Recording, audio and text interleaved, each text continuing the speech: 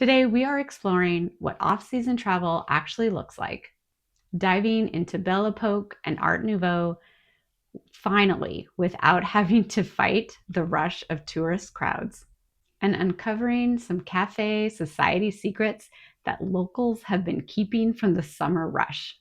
What if I told you that the worst time to visit Paris, at least according to the guidebooks, is actually when the city reveals its most authentic soul?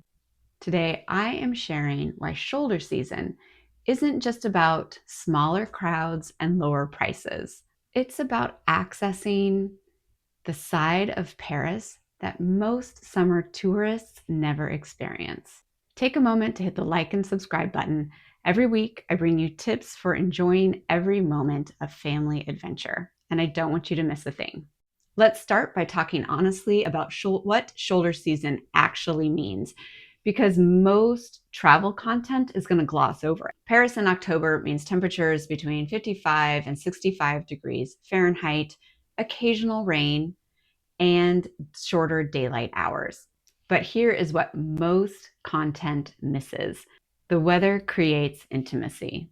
When your family gathers in a warm cafe while the rain patters against the window, you're not missing out on perfect weather. You're gaining authentic Parisian moments. The crowd reality. Yes, there are fewer tourists, but that doesn't just mean shorter lines and easier to get reservations. It's about accessing experiences that are impossible to get during high season. The Musée d'Orsay becomes a place where your adolescent can actually study Van Gogh without someone's selfie stick in their face. Saint-Chapelle allows for those quiet moments of awe that create lasting family memories. The energy shift. Paris in October feels like it belongs to the locals again. Locals reclaim their favorite spot. Children return to the parks after being away for the summer, and the city settles into a rhythm that most tourists miss. Your family becomes part of authentic daily life rather than observers of tourist performance. Some practical considerations. Some outdoor activities are going to have limited hours. Certain gardens may be less colorful, and you'll need layers. But smart families use this to their advantage. It's the perfect excuse to explore Paris's incredible indoor treasures and develop a real relationship with cafe culture. Now let's dive into why October is perfect for experiencing Belle Époque and Art Nouveau Paris, the period from 1880 to 1914, when the city transformed into the cultural capital of the world. First, the Musée d'Orsay experience. In summer, families rush through impressionist galleries checking masterpieces off lists. In October, you can actually sit with your family in front of Renoir's Luncheon of the Boating Party and talk about what cafe society looked like 140 years ago. The connection between the painting and the cafe you'll visit later becomes real, not theoretical. Take a walk to discover Art Nouveau architecture.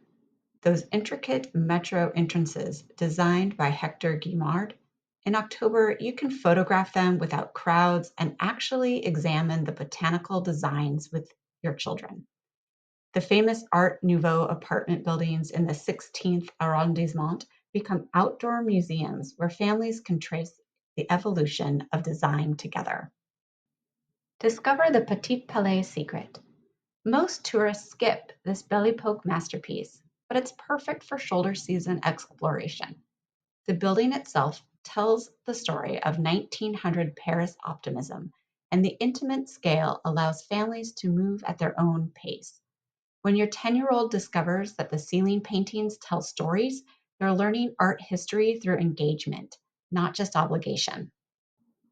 Famous Art Nouveau cafes get most of the attention, but Paris has cafes throughout the city. Simply walk around, enjoy, explore, and take a break in one of their beautiful cafes.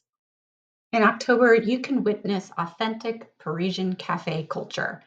Locals return to their neighborhood spots after summer dispersal, and you'll see three-generation French families doing exactly what you're trying to create: connecting over coffee and conversation. Your children observe real cultural practices, not tourist performances. Summer cafe terraces are about people watching tourists. October cafe interiors are about family connection. When the weather drives everyone inside, those heated conversations between French grandparents and grandchildren become models for your own family dynamics. You're learning cultural immersion through observation and participation. Cafes in Paris aren't just historical landmarks, they're active cultural spaces.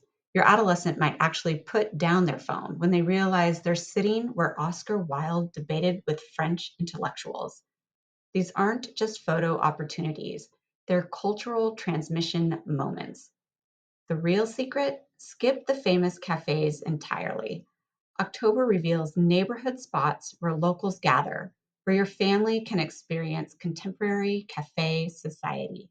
There are places where French families are solving the same multi generational dynamics you're navigating, just in another language. In shoulder season, cafes become natural learning environments. Your family has time to observe social rituals, understand the pace of French conversation, and experience how public spaces foster community connection. This is cultural immersion that can't be rushed or scheduled. Here's what I want you to remember: shoulder season isn't about accepting less than ideal conditions. It's about gaining access to authentic cultural experiences that peak season makes impossible. When you embrace October's intimacy, you're not just visiting Paris, you're connecting with its soul. Schedule a travel consultation to begin curating your next family adventure. Thanks for watching, and I'll see you on the next one.